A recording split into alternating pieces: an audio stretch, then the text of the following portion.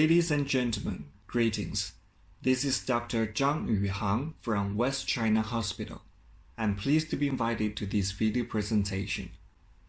On behalf of Professor Hu Bing, Chief Director of Endoscopic Center, West China Hospital, co-first author, Associate Professor Ling, and all the other contributing authors, I hereby introduce our recent work.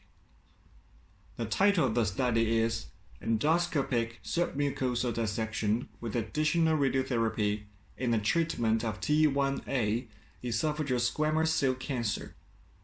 Randomized controlled trial.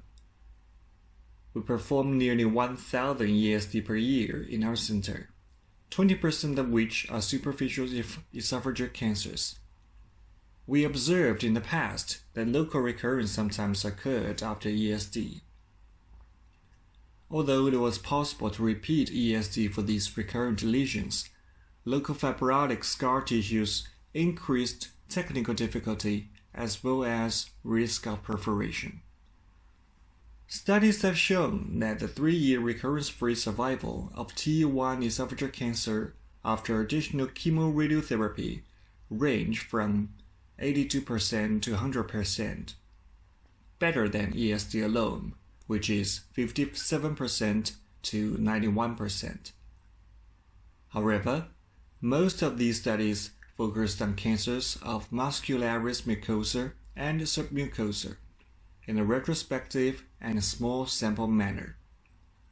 We therefore speculated that whether additional radiotherapy could reduce recurrence of T1a esophageal cancer after ESD, and conducted the single-center RCT.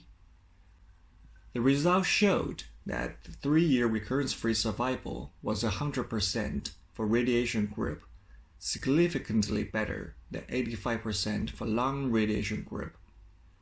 We draw the conclusion that additional radiation for T1a esophageal cancer after ESD may reduce local recurrence, providing an option for patients with elder age and comorbidities and those low-volume medical centers with limited skills.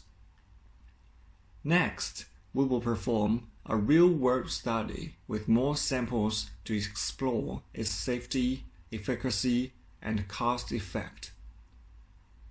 In short, ESD with sequential radiotherapy is a viable option for T1a esophageal cancer. And this is all. Thank you for your watching.